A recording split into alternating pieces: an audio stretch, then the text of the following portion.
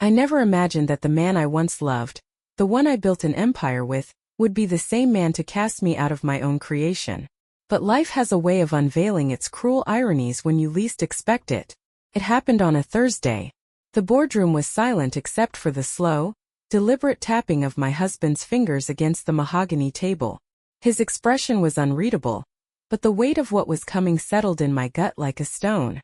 "Lena," he finally said, his voice calm, almost detached. "The board has decided that it's in the company's best interest if you step down." I felt the air rush out of my lungs. My fingers curled into the arms of my chair as I tried to make sense of the words. Step down? This was my company. I had co-founded it, nurtured it from a mere concept to an industry titan. And yet, here I was being dismissed like an expendable employee. I glanced around the table, searching for an ally, for anyone willing to meet my gaze, to offer some kind of protest. But they all looked away, their silence louder than any words. Betrayal was a bitter taste on my tongue. I turned back to Andrew, my husband, my partner, my betrayer. "And if I refuse?" I asked, keeping my voice steady despite the fury simmering beneath the surface. Andrew sighed, as if my resistance was nothing more than a mild inconvenience. "Then you'll be forced out, Lena. The shares have been transferred. The paperwork is already in place." Paperwork. My mind reeled. He had been planning this. The long hours at the office, the hushed phone calls, the late-night strategy meetings. This had been his endgame all along. I had been blind. I forced a smile, though my hands trembled beneath the table. "Congratulations, Andrew," I said, standing up with as much dignity as I could muster. "You've played your hand well." I walked out of that boardroom without looking back. But as I stepped into the elevator, my reflection in the mirrored walls told me everything I needed to know. I was not beaten. Not yet. He thought he had one. But I had a plan of my own. And when the time came, Andrew would regret the day he ever underestimated me. The cab ride home was a blur. The city lights streaked past the window, but my mind was locked in a storm of betrayal and calculation. Andrew thought he had outmaneuvered me, but he had forgotten one crucial thing. I knew him better than anyone. As I stepped into my apartment, I let out a slow breath, steadying myself. The penthouse felt different now. It had always been ours, but now it felt like foreign ground, tainted by deceit. I walked straight to the bar, pouring myself a drink. The ice clinked against the glass as I stared out at the skyline, my mind already working through the possibilities. I had spent years by Andrew's side, learning every move, every deal, every strategy that had made our company what it was. And he thought he could just push me aside?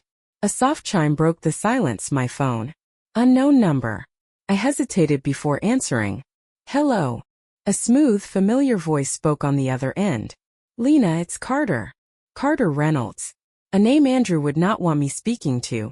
He was our biggest competitor, a man with resources and influence that could shake the industry. And he was calling me now.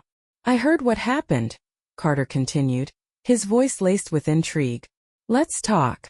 I have a proposition that might interest you." I swirled the amber liquid in my glass, a slow smile forming on my lips. Maybe I wasn't as alone as I thought. "Where and when?" I asked. There was a pause, then a chuckle. "I knew you'd say that. Midnight.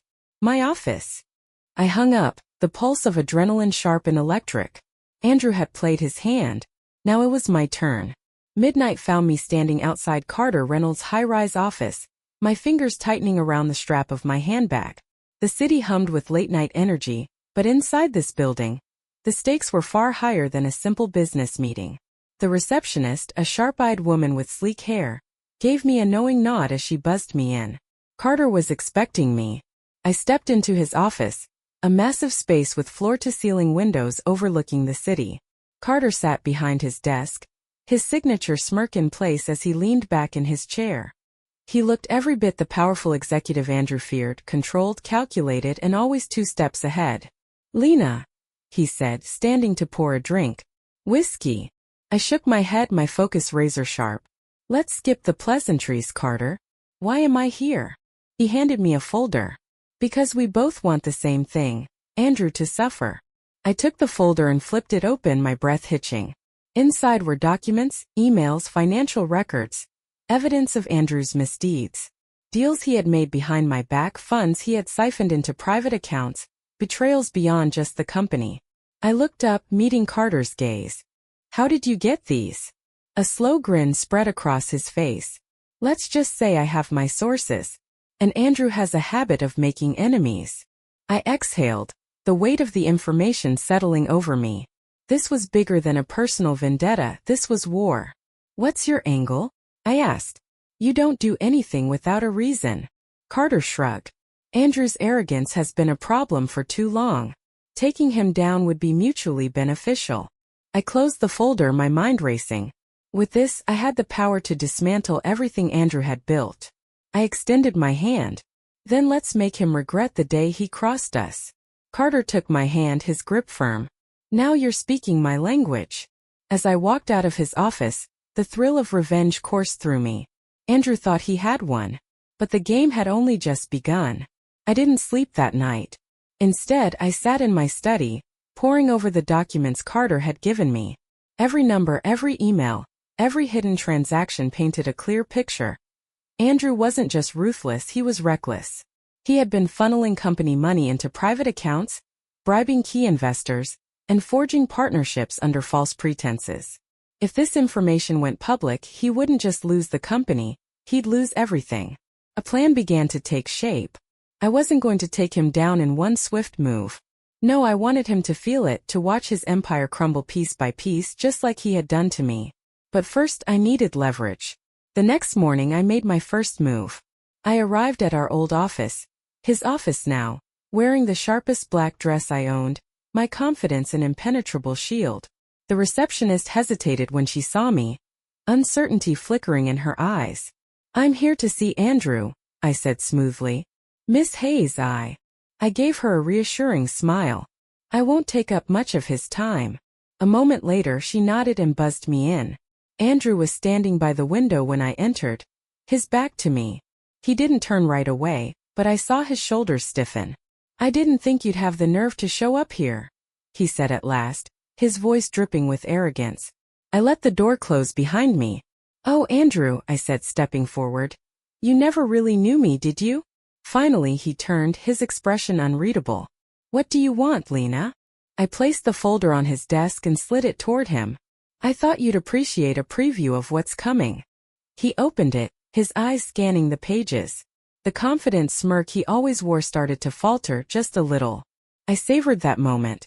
This is nonsense, he scoffed, snapping the folder shut. But there was an edge to his voice now, a crack in his carefully crafted facade. I leaned forward. Oh, it's very real. And when the right people see it, you'll be finished.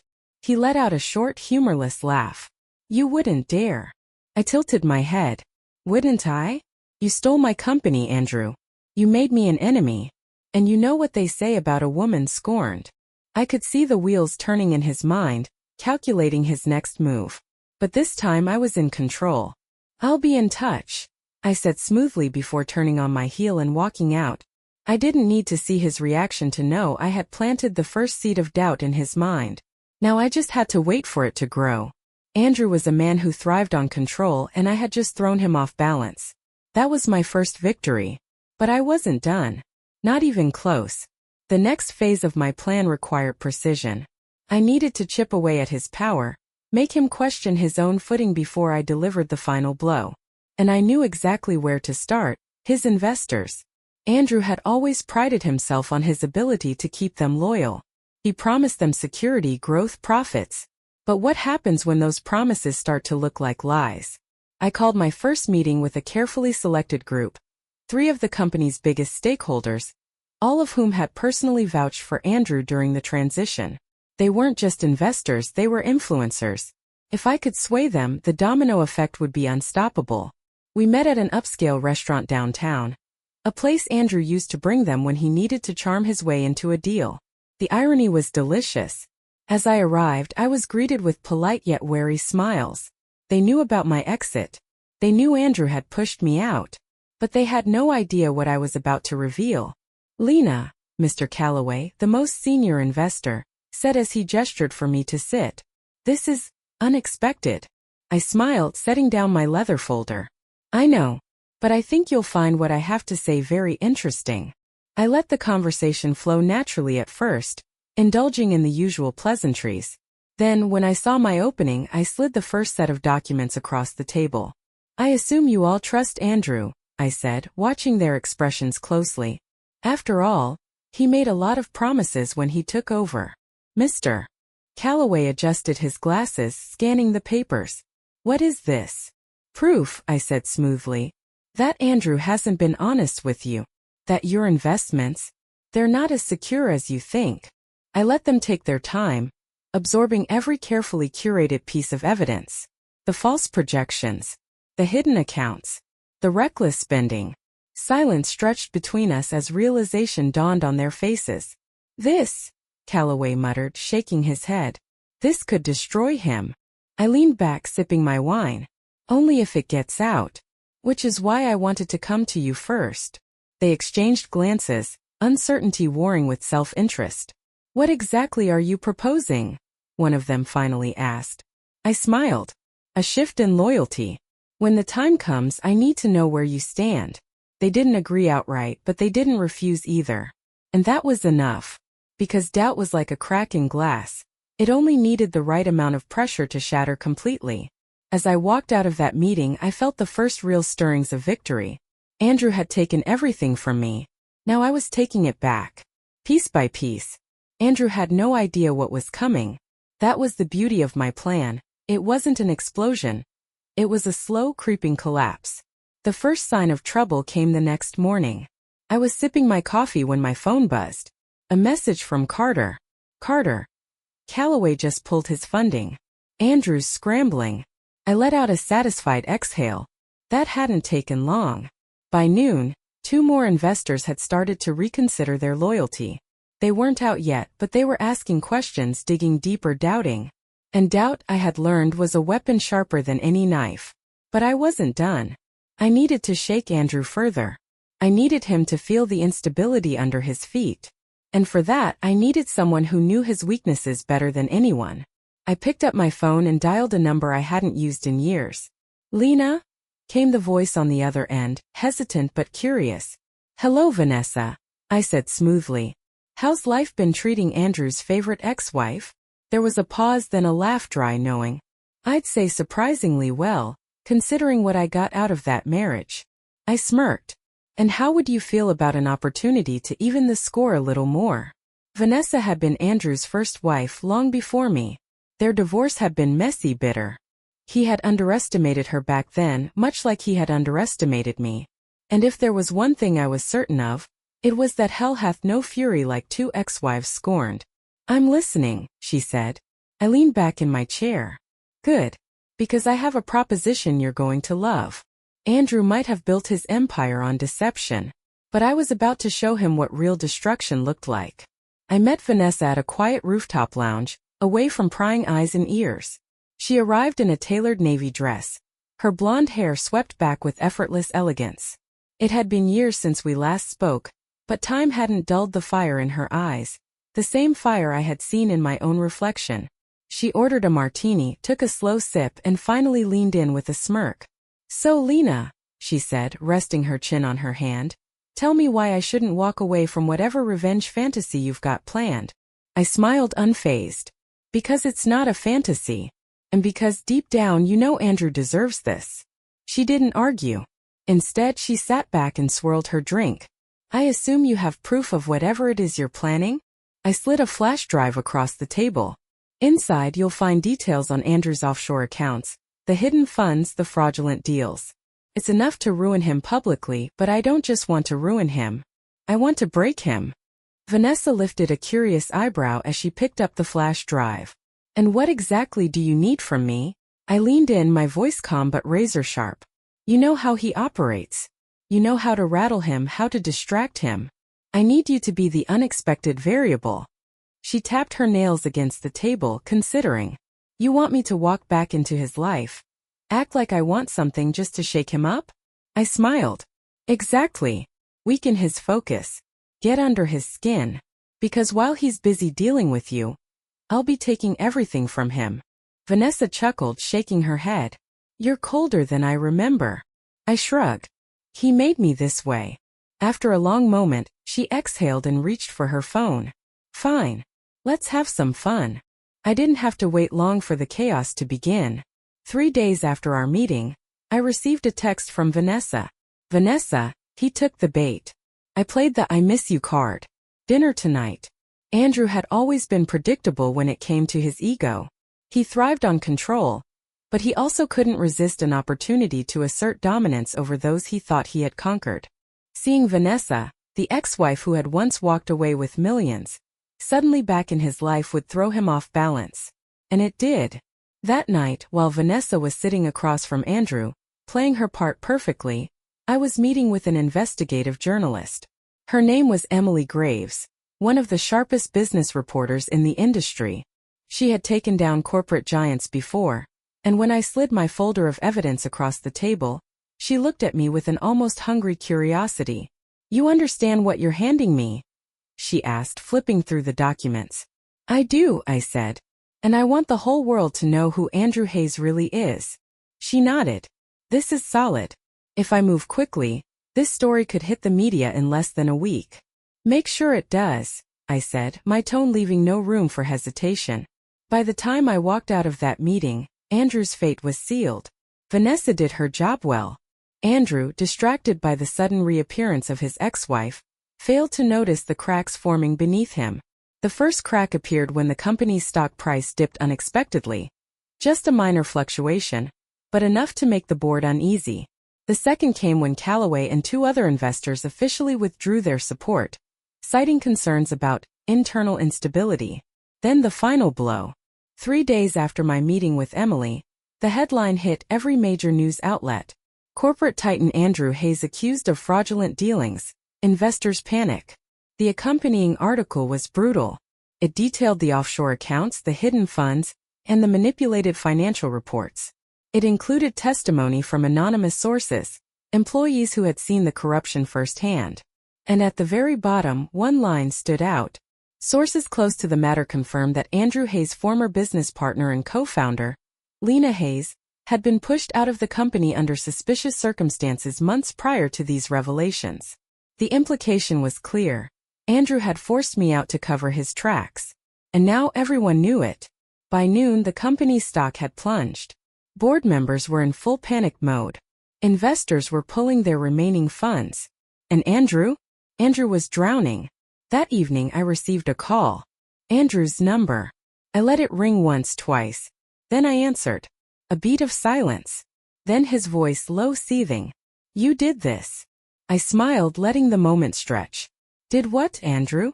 "You ruined me," he spat. You. I chuckled, cutting him off. "No, Andrew. You ruined yourself. I just made sure the world saw it." His breathing was uneven. I could imagine him sitting in his office, hands clenched, surrounded by the wreckage of his empire. "You think you've won?" he asked, his voice hollow. I leaned back in my chair, staring at the skyline that used to be ours. "Oh, Andrew," I said softly, savoring every word. "I know I have." And then I hung up. Outside, the city moved on. And so did I. I had spent months envisioning this moment, the day Andrew Hayes would finally fall. But standing at the edge of it, watching the destruction unfold in real time, I realized something. Revenge wasn't just about the outcome. It was about witnessing it. About knowing that the person who had wronged you was fully aware of the ruin you had orchestrated. Andrew wasn't just losing his company, he was losing control. His once loyal investors had turned their backs. His board members were already discussing his removal, and the media was circling like vultures.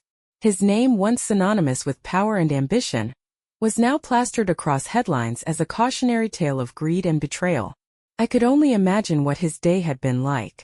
The desperate phone calls, the frantic meetings, the sinking realization that no amount of backpedaling would undo the damage. I imagined him pacing in his office, checking his phone for allies who no longer existed, watching the empire he had stolen from me collapse into dust. And yet, he still had fight left in him. I knew that because I had been him once, cornered, desperate, clinging to the last threads of power. Which is why I wasn't surprised when I received another call from him late that evening. This time I answered on the first ring. "Lena." His voice was calmer than before, but there was something raw underneath it. Not quite defeat. Not yet. Andrew, I greeted, my tone effortlessly composed. You want to tell me why? He asked. Why go this far? I took the company fine. You could have rebuilt, started fresh. But this? You wanted to destroy me. I let out a soft laugh, not because it was funny, but because it was absurd that he still didn't understand. Andrew, you didn't take the company from me. You stole it. You lied, manipulated, betrayed me. And now you want to play the victim. He was quiet for a long moment. I didn't think it would break you like this. That's the thing, Andrew. I leaned back in my chair, savoring the moment. It didn't break me. It built me into something you weren't prepared for. Silence stretched between us. I could hear the faint sound of him exhaling, the weight of realization settling. He knew. He finally knew. What do you want? He asked, quieter this time. I considered it. The truth was, I already had what I wanted. His downfall. His awareness of it. But there was one final nail I wanted to drive in. I want you to watch, I said. Watch as your name becomes worthless. Watch as your empire turns to ash. Watch as I walk away from this stronger than ever. You won't win, he muttered, though his voice lacked conviction. I smirked. Andrew, I already have. And with that I hung up. I didn't need to hear his next words. Because no matter what he said, no matter how hard he tried to salvage his name, his company, his legacy, it was already gone. The next morning, headlines confirmed what I already knew. Andrew Hayes removed as CEO amid scandal. His career was over. His name tarnished. Everything he had built on deception had crumbled. I watched the news with quiet satisfaction. And then I turned it off. Because Andrew's story had ended. And mine was just beginning. The morning after Andrew's downfall, I expected to feel a rush of triumph, a sense of completeness. Instead, I felt light. Like a weight I hadn't realized I'd been carrying for years had finally lifted. I sat on my balcony, sipping coffee as the city below moved on, unaffected by the storm I had created. The world never stops, not even for victory. And I had no intention of standing still either. A text from Carter popped up on my phone. Carter, drinks tonight? Time to celebrate. I smiled but didn't reply immediately. There was a time when I might have run straight into his arms, using our shared enemy as a foundation for something new. But I had learned my lesson about men in power. Carter had been useful, but he wasn't my future. My phone buzzed again, this time a number I didn't recognize. I hesitated before answering. Lena Hayes? A female voice asked. Yes. This is Amanda Wells from Titan Industries. We'd love to discuss an opportunity with you. Would you be available for lunch? Titan Industries. One of the largest firms in the country. Andrew's biggest former competitor. A slow smile spread across my lips. I'd be delighted. Because my revenge was complete. Now it was time to rebuild on my terms. The war was over and I had won. But victory didn't feel quite like I had imagined. I had spent so much time planning Andrew's downfall that I hadn't stopped to consider what came after. As I sat in my apartment, staring out at the city skyline, I felt a strange sense of emptiness. Not regret, no, I had none of that. But a realization that revenge had consumed so much of me. And now that it was done, I had to figure out what I wanted. Carter called me that afternoon. His voice laced with amusement. So you finally did it, he said. Hayes is out. What's next? I exhaled, running a hand through my hair. Honestly? I don't know. You could come work with me, he offered. You've got a mind for strategy, and I could use someone with your level of ruthlessness. I chuckled. Tempting, but no. I didn't need another battlefield. I needed to build something for myself, not out of spite, not out of revenge, but because I wanted to. That evening I packed my bags. I had no intention of staying in the same city where ghosts of my past still lurked. I had money, power, and for the first time in a long time, complete freedom. As I boarded my flight the next morning, I felt something unexpected, peace. Andrew had taken so much from me, but he hadn't destroyed me. I had walked through fire, and I was still standing.